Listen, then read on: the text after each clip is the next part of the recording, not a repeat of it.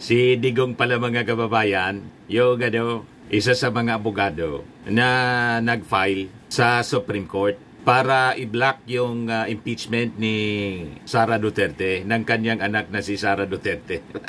Yan po yung sabi dito sa pinakang latest report ng Inquirer.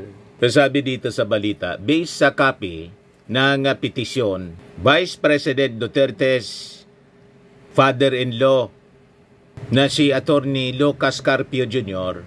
kasama si kumpadre niyang si Digong at mga abogado from Fortune, Narbasa, Salazar Law Firm.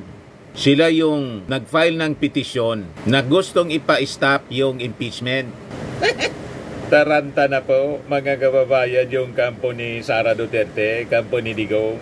Yung petition for certiorari and prohibition with urgent application for a temporary restraining order and writ of preliminary injunction ang final po nila. The petition sought that the Supreme Court should issue a TRO to stop the Senate from proceeding with the impeachment trial and further desist from doing any and all acts relative and pursuant thereto. Gustong i-diskaril mga kababayan ng matandang Duterte ang impeachment trial. So sabi dito sa balita, it also sought the Supreme Court to issue a final injunction which would nullify and set aside the fourth impeachment complaint filed against the Vice President on February 5. Yung pirmado po ng 215 members ng Congress. Nasabi sa sa pinaka-latest na nakarating sa ating balita, umabot na sa 153. May mga humabol kasing mga congressmen. Yung iba sa mga congressmen kasing hindi nakapirma, nasa ibang bansa, nasa travel, nasa probinsya nila, nang magkapirmahan po. Yung pinangunahan po ni Congressman Sandro Marcos, anak ng ating Pangulo. So ito, on top mga kababayan, itong petition of a similar petition filed by a group of Mindanao lawyers kahapon. Sunod-sunod po, taranta na po sila. Yung grupo ni Torion, saka ni Atty. Delgra, abogado ni Digong, yung nag-represent sa kanya nung una, yung katabi niya doon sa Quadcom hearing. Di niya, Mr. Maravillas, tingin mo? Medyo malabo po. Nasa handa na po yung Senado. Ito yung report ng People's Tonight. Escudero, impeachment preparation. Anay check mo na sa witness stand. Dahilan niya na isampa ng impeachment, may katiyakan na at kailangan itong pagandaan ng Senado. Yung House prosecution naman po, ready na po anytime. O ngayon, kinunan po ng UNTV ang reaksyon ang isa sa mga House prosecutors, si Batangas Representative Jinky Beatrix Luistro. Pakinggan natin yung kanyang mga pananaw. Ayan po, sabi rito sa report ng ng UNTV, petisyon para ipahinto ang impeachment trial ni BP Sara, inaasahang madidismiss. Diba? Yan po. Bakit kumpiyansa yung impeachment prosecutor na madidismiss yung petisyon kontra impeachment trial ni BP Duterte? Aga taliwas sa mga argumentong nakalatag sa unang petisyong inihain sa Korte Suprema upang ipahinto ang impeachment trial ni Vice President Sara Duterte, naninindigan si Batangas 2nd District Representative Jervil Luistro sa proseso at naaayon sa panuntunan representatives ang ika-4 na impeachment complaint na sinuportahan ng more than 1/3 ng House members at bumuo sa 7 articles of impeachment. Ayon sa Congress sa House Impeachment Prosecutors, walang mali certification sa impeachment complaint. Wala rin anya sa batas na dapat maipaalam sa Vice President bago ihain ang isang impeachment complaint. Sa usapin naman ng due process, magkakaroon ng pagkakataon si Vice President Duterte na ipagtanggol ang kanyang sarili at ipresenta ang mga ebidensya nito sa mismong impeachment trial na. Dagdag pa nito, hindi totoong hindi napag-aralan ng mga kongresista ang reklamo bago lagdaan ng mga mambabatas. Pamilyar umano sila sa mga issue dahil subject matter ang mga ito sa mga pagdinig ng House Good Government and Public Accountability. Pakinggan natin ang pahayag ni Congresswoman Luistro. Ito pong mga inilatag naming 7 articles of impeachment in the impeachment complaint, I wish to submit ay napag-aralang mabuti, napag-isipan at nabalanse ang mga ebidensyang pwedeng gamitin kaugnay ng impeachment process na ito. Di ba? Yan ang paliwanag ni Congresswoman Luistro at inaasahan na i-dismiss ng Supreme Court ang petisyon ni Digong at yung grupo ng mga abogado ibabasura lang ng Supreme Court. Pakinggan natin muli ang report ng UNTV. Yan po mga kababayan. Bumaasa ang House Impeachment Prosecutor na i-dismiss ng Supreme Court ang petisyong nais ipahinto ang impeachment trial. Ito pong ating mga paliwanag na ito ang dahilan kung bakit kami naniniwala na dapat i-dismiss, i-deny itong petition for issuance of TRO with regards to the impeachment complaint. Niwala naman ang kongresista na dapat umupo at mag-usap-usap na ang mga senador bilang isang collegial body. Ito ay dahil hindi maaaring magdesisyong mag-isa si Francis Chis Escudero kaugnay ng impeachment. With all due respect kay Senate President, kahit siya man po ay mahihirapang mag-decide on his own sapagkat hindi po pwedeng mag-decide mag-isa. He needs to solicit the decision of his fellow senators.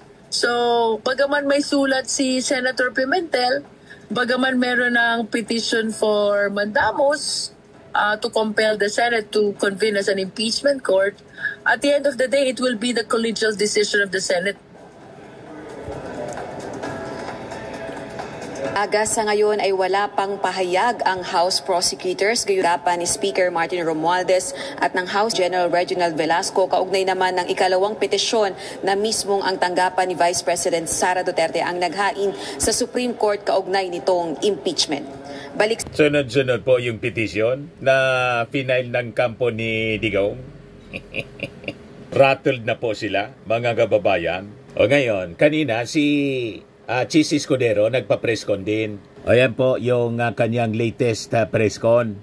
Judge, nasa sa kanya yon. Hindi pwedeng pagbotohan ng impeachment court yan. Na majority wins, may inhibit ang isang impeachment judge. Hindi ganun yun.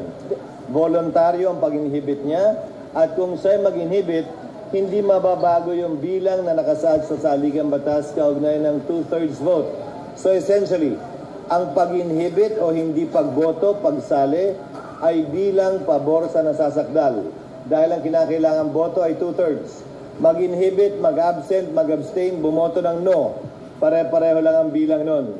Papabor yon sa nasasakdal dahil ang binibilang to convict are 2/3 yes votes to convict. Sir, mag-moderate na lang kayo. Hello. Sir, ang Korte Suprema doon sa petition for mandamus, may inihanda na ba ang Senate na sagot? Wala. Comment? Why? Wala. Nirefer namin ang bagay na yan sa Solicitor General's Office. Bilang abogado na tumatayo sa pamahalaan, Solgen ang sasagot, Solgen ang a-appear, Solgen ang mag-handle ng kaso para sa Senado. So ang Senado mismo, walang ginagawang pagsagot o preparasyon para sagutin yon. Solgen ang tatayong abogado ng Senado. So hindi po manggagaling sa Senate yung comment para i-submit sa Korte Suprema? Hindi. Bagaman may draft na pin-repair ang legal bilang advisory sa akin, ipo-forward din namin sa Solgen yun, but only for their information and consideration. It's the Solgen that will appear before the Supreme Court in behalf of the Senate. I have requested already the Solgen to make that representation before the Supreme Court in behalf of the Senate. Sir, ang bayan muna headed by former Congressman Nery Colmenares, today may sasubmit na position paper sa inyong office also seeking or asking Senate to immediately convene as impeachment court. So ngayon ba parang tumitindi na yung pressure sa inyo na... Si Nery bilang ano? Bayan muna. Position paper ng bayan muna, sir. Well, tatanggapin namin yun. I-refer ko yun sa Committee on Rules at sa legal team ng Senado para gumawa ng karampatang sagot at matimbang yung kanyang mungkahi. Pero may balik na tanong ako kay Congressman Nery. Ang nakalagay sa rules ng Senate, shall proceed with trial forthwith. Di ba? Next po, from... Ang nakalagay sa rules ng House shall be immediately referred to the Speaker. Ginagamit yung salitang immediately, ha? Pero 2 buwang inupuan yan ng mga congressman. 2 buwang inupuan yan ng mga complainant ngayon sa Senado. Kung ang interpretasyon nila ng immediately, yung salitang immediately talaga nandun, ha? Ay lumampas pa ng 2 buwan dahil hanggang ngayon di pa nila nire-refer. Sa katunayan, yung 3 impeachment complaint na bahagi ang bayan muna na nag-file ay in-archive na lamang at hindi pa rin nire-refer. Sino naman sila ngayon para madaliin kami samantalang sila naman ay tila hindi nagmamadali kaugnay sa kanilang reklamo mismo. Dagdag pa, gaya ng sinabi ko, hindi namin pwedeng ma-refer na yan at ma-convene yung court nang walang sesyon ng Senado. Pero i-refer namin yan sa aming mga legal teams para makonsidera yung kanilang mga session. Last na lang, sir. Kasama doon sa kanilang opposition paper, yung gamitin nyo na lang daw yung na-approve at na-publish na impeachment rules ng 19th Congress. Pwede naman talaga namin gamitin yun at isa yun sa pinag-aaralan namin. Dahil pag may binago kami sa rules na makakaapekto sa substantive rights ng kasalukuyang nasasakdal na si VP Sara, baka magreklamo na naman siya na, uy, binago lang talaga to para sa akin. Sadyang para patamaan ako, gamitin laban sa akin. So isa yun sa konsiderasyon sa pagbabago namin ng rules. Na ang babaguhin namin ay yung mga dapat baguhin na hindi naman makakaapekto sa kasalukuyang mga karapatan ni Vice President Duterte. So, i-consider po namin yon. Ayan, mga kababayan, yung mga naging payag ni JC Escudero. O ngayon, makita niya kasi, Mr. Maravillas, nag-file pa yung kampo ni Sara at si Sara mismo na ipa-stop yung impeachment trial. Sabi niya, hindi man masakit yung impeachment trial, mas masakit pa yung iwanan ng jowa. Amigo sa inyo, lahat man po baliktad yung sinasabi nila. Defense mechanism lang yon. Kung ano ang sinasabi nila, yung kabaliktaran, yung totoo. Pag sinabi ni Sara na hindi masakit, ang ibig sabihin nun, napakasakit, Kuya Eddie. Nagpasaklolo na nga po sa Supreme Court. Gustong ipatigil, ipa-invalidate mismo yung impeachment. You see, kaya tama itong pinablis ng People's Tonight na balita. Sabi rito, mahigit 1 linggo ang nakalipas makaraang maliiti ni Vice President Sara Duterte nitong Pebrero 7 ang pagkaka-impeach sa kanya ng 215 members ng Kamara de Representantes. Nagain siya ng petisyon for certiorari and prohibition sa Korte Suprema nitong Pebrero 18 upang harangin ang nakaambang impeachment trial laban sa kanya. Nakatakdang litisin ng Senado ang 7 articles of impeachment laban kay VP Sara: betrayal of public trust, culpable violation of the Constitution sa pagkontrata ng pagpatay kina President Ferdinand Marcos Jr., First Lady Lisa Marcos, at House Speaker Martin Romualdez, graft in corruption sa malversation umano ng 612.5 million pesos na confidential funds, bribery sa panunuhol umano sa ilang opisyal ng DepEd, pagkakaroon ng unexplained wealth at kabiguang maideklara ito sa kanyang Statements of Assets and Liabilities and Net Worth o SALN, murder and conspiracy to commit murder sa mga naitalang patayan sa Davao City noong alkalde pa siya ng lungsod, sedition at insurrection sa pagsasabing nais niyang pugutan ang presidente at conduct unbecoming. Tapos nagpa-press con si Sara noong Pebrero 7. Tinanong ng media kung ano ang kanyang feeling. Sagot ni Sara, mas masakit pa niya yung hiwalayan ng boyfriend. Pagkatapos ngayon, hindi magkaanda o gaga yung kampo niya mga kababayan sa pagpetisyon sa Supreme Court. Una, yung grupo ng mga abogado. Tapos, siya na mismo. Gustong ipatigil, mga kababayan. At kasama yung abogado na tumatayo sa kanya, yung kanyang biyanan at yung kanyang tatay mismo, sinigong. Kaya sabi dito sa People's Tonight, kunwari lang, di masakit. Impeachment, hinaharang ni BP Sara. Yung statement niya, mga kababayan, mas masakit pa ang maiwanan ng boyfriend o girlfriend kaysa ma-impeach. Ma-impeach ka ng House of Representatives. Yan ang sabi niya sa press con noong February 7. Tapos ngayon, kahapon po, nag-ay ng petisyon for certiorari in prohibition sa Korte Suprema laban sa kinakaharap niyang impeachment case. Gusto ipa-invalidate po. Sabi mo, mas masakit pa yung iwanan ng jowa. Bakit ganon? Kasi po, talagang babalatan siya doon sa Senado. Lalo yung sinasabing unexplained wealth niya. Pabubuksan po ng mga House prosecutors yung kanyang yung kanyang mga bank accounts, bank records po. Yung nagsabi ni Congressman Joel Chua, isa sa mga House prosecutors po. Pag nangyari yon, siguradong masasyak niya ng buong Pilipinas, buong mundo. Pag nakita yung tinatagong yaman. May sinasabing unexplained, ill-gotten wealth, mga kababayan. Itong si Sara Duterte. At ito yung kakalkalin ng House prosecutors po. Kaya ito ngayon, sunod-sunod yung petition po para ipatigil sa Supreme Court yung impeachment trial. Yan ba? Rodrigo Duterte among lawyers in Supreme Court bid to block BP Duterte impeachment. Sara challenges impeachment before Supreme Court.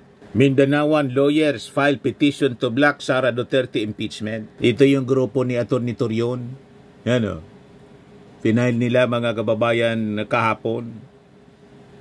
Tama yung mga analysis natin. Defense mechanism po. Kunwari, hindi masakit. Isidigo nga po, hindi na makatulog. Yan kasi pinasok nila yung gabundok na problema. Napakaganda na sana yung unity. Ayaw tantanan nila. Nagmamadali na iupo, mga kababayan, si Sara bilang presidente. Yan tuloy. Malamang sa malamang, yung kanilang pangarap, mga kababayan, na makaupo bilang presidente, hindi na mangyari habang buhay. Tama pa?